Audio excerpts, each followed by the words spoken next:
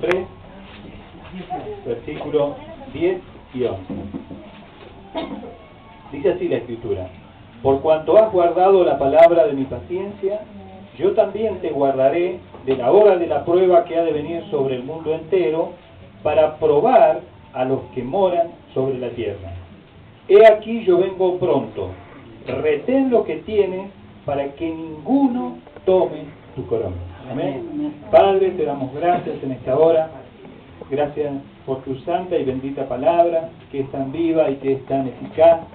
Señor, yo oro en esta noche para que haya cabida tu palabra, Señor, en los corazones blandos, Señor, como la buena semilla, Señor, en una buena tierra.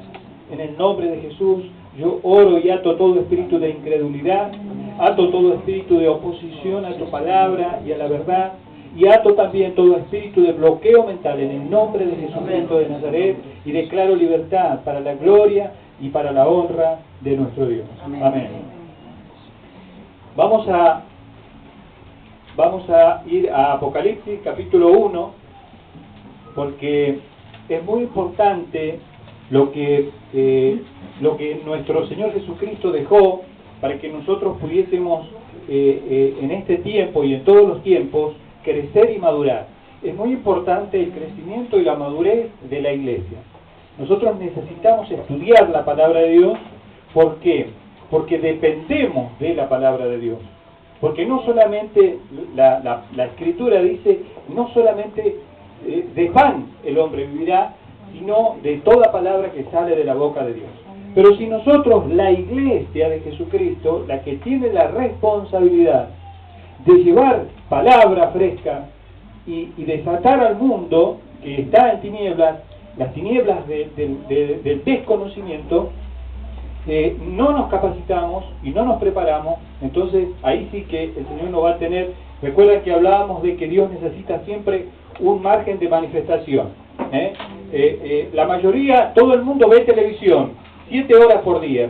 Bueno, Dios necesita un margen de manifestación. ¿Cuál es mi margen de manifestación? Voy a ver 3 horas nada más, y le voy a dar al Señor 1 hora. Voy a estudiar la palabra de Dios, para que en ese margen de manifestación Dios pueda manifestarse y pueda mostrar que Él es real. Acá, y si hay algo que me agrada de Dios, ¿no?, es que Él se manifiesta y se muestra como es. Vio que a veces las personas, a veces nosotros, yo descubro esto, ¿no? Tal vez lo he visto, lo he observado en una etapa de mi vida dentro del cristianismo, que parecía como que yo quería ser más ético que Dios. Y sin embargo yo veo que Dios no es ético. Cuando Dios habla y manifiesta su verdad, aunque a nosotros nos cueste creer, Dios lo dice igual. Dios no depende de mi estado de ánimo o de mis ganas de creerle o no creerle a Dios, de rechazarlo o no rechazarlo. Dios da el mensaje y después cada uno lo toma. Por eso la parábola del sembrador dice que él sembró la semilla, y la semilla cayó en buena tierra. En algún lado cayó en buena tierra. Entonces Dios se maneja de esa manera. Dios siembra, y donde cae en buena tierra es donde germina y da fruto. Y la palabra de Dios acá nos habla y nos da, acá en Apocalipsis, vamos a empezar a hacer un estudio acerca de Apocalipsis. Vamos a tratar de ir entendiendo, porque es muy necesario y para nosotros la iglesia es fundamental, yo creo, poder entender todo lo que es simbolismo, que trae tantas confusiones, inclusive dentro del pueblo de Dios. Vamos a leer Apocalipsis capítulo 1, versículo 9. Acá vamos a encontrarnos con el apóstol Juan, que él recibe de parte de Dios un mensaje para 7 iglesias. Las 7 iglesias que habitaban en Asia. En Asia se habían establecido estas 7 iglesias: la iglesia de Éfeso, de Esmirna, de Pérgamo, de Tiatira, de Sardis, de la iglesia de Filadelfia y de la Odisea. Estas 7 iglesias son como diríamos como una figura de todas las iglesias de todos los tiempos. Entonces, ¿qué hace Dios? Dios muestra cómo es que trabaja el diablo. Nosotros tenemos 7 ejemplos de cómo puede trabajar el diablo en contra de nuestro ministerio. Y eso es lo que nosotros, de eso es de lo que nosotros tenemos que apropiarnos, de la experiencia de cada una de estas iglesias, pero también de las experiencias espirituales, que no dependamos y que nunca pretendamos que Dios sea como nosotros, que se sujete. Sí, pero a mí no me da para creer que Dios puede hablar con una voz de trompeta. Y bueno, pero Dios habla con una voz de trompeta, porque Él lo manifiesta. Vamos a leer en Apocalipsis, capítulo 1, versículo 9. Dice: yo, Juan, vuestro hermano y copartícipe vuestro en la tribulación, en el reino y en la paciencia de Jesucristo. Y comienza a contar el apóstol Pablo. Dice: estaba en la isla llamada Patmos por causa de la palabra de Dios y del testimonio de Jesucristo. Patmos era una isla pequeña que medía 16 metros de largo por 9 metros de ancho solamente. Y estaba localizada más o menos a 96 o 100 kilómetros de la ciudad de Éfeso, en el mar Egeo. Era una isla volcánica que estaba despoblada, había muy pocos habitantes, y el Imperio Romano lo utilizaba como una colonia penal. Lo que se hizo también acá, ¿no?, con el presidio nuestro, era una cárcel en aquellos días de máxima seguridad, la cárcel de Patmos. Decir Patmos, ¿quiénes iban a Patmos? Los peores iban a Patmos, porque Patmos no había forma de escaparse, era una cárcel de máxima seguridad, y ahí lo habían llevado al apóstol Juan. ¿Por causa de qué? Él mismo dice: por causa de la palabra de Dios y el testimonio de Jesucristo. Y dice: yo estaba, el verso 10, yo estaba en el Espíritu en el día del Señor. Y este es un golpe muy bajo para los sabatistas, para los que enseñan que se debe guardar el sábado, porque es la primera referencia que se hace acerca del día domingo, que es el día del Señor. Este era un día domingo. Y la iglesia, obviamente que la iglesia primitiva nunca se le ocurrió decir vamos a guardar el sábado. Hubiese dicho acá, el sábado hubiese dicho. Pero como la iglesia de Jesucristo, desde sus comienzos, sabía que la ley había sido anulada y que el sábado no tenía que guardarse, acá el apóstol Juan dice: yo estaba, y de pasada lo dice, ni siquiera pone énfasis en eso, porque en realidad no hacía falta.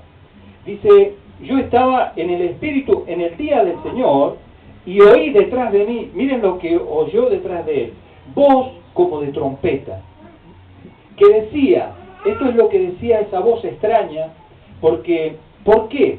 Porque todo esto tiene un porqué, tiene un sentido.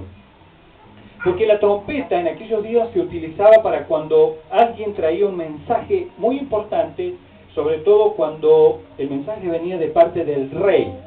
Se tocaba la trompeta, y después que finalizaba la trompeta, se tenían que cerrar todas las trompitas. Entonces se tenía que hacer silencio, porque detrás de la trompeta venía el mensaje. Entonces, por eso dice, detrás de mí, una voz como de trompeta, que decía, este es el mensaje que decía la voz como de trompeta: yo soy el alfa y el omega, el primero y el último. Escribe en un libro lo que ves y envíalo a las 7 iglesias que están en Asia. Y ahí comienza a mencionar a cada una de las iglesias: a la iglesia de Éfeso, a la de Esmirna, de Pérgamo, de Tiatira, de Sardis, a la iglesia de Filadelfia y a la iglesia de la Odisea. Y me volví, dice el verso 12, dice el apóstol Juan, para ver la voz que hablaba conmigo, y cuando me di vuelta vi 7 candeleros de oro. Y esto también tiene un significado, es un símbolo. Los 7 candeleros de oro representan a las 7 iglesias. Y dice el 13, y en medio de los 7 candeleros, a uno semejante al Hijo del Hombre. ¿Quién es el Hijo del Hombre?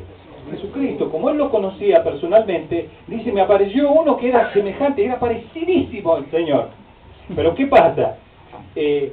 Tenía algunos adherentes, algunos aderezos que lo hacían más sabroso. Dice, y en medio de los 7 candeleros, a uno semejante al Hijo del Hombre. Mire cómo estaba vestido. Dice que estaba vestido de una ropa que llegaba hasta los pies. Y la ropa que el Señor llevaba simbolizaba el sacerdocio real, por eso llevaba ropas que llegaban hasta los pies, y ceñido por el pecho con un cinto de oro, verso 14, y su cabeza y sus cabellos eran blancos como blanca lana, como nieve, sus ojos como llama de fuego, y su cabello blanco y sus ojos llameantes simbolizan la eternidad. Él es eterno y se manifestó como es. Por eso él dice, era parecido al Señor, pero claro, el Señor se manifestó como es. Verso 15, y obviamente que no se manifestó totalmente en su deidad, nosotros lo sabemos, ¿verdad? Fue una manifestación. Dios, en el Antiguo Testamento, Jesús se manifestaba como el ángel de Jehová, se convertía en ángel. ¿Y por qué se convertía en ángel? Porque Él es Dios, y porque Él es soberano, y porque hace como se le da la gana. Amén. O sea, nosotros, vieron que la palabra de Dios es simple,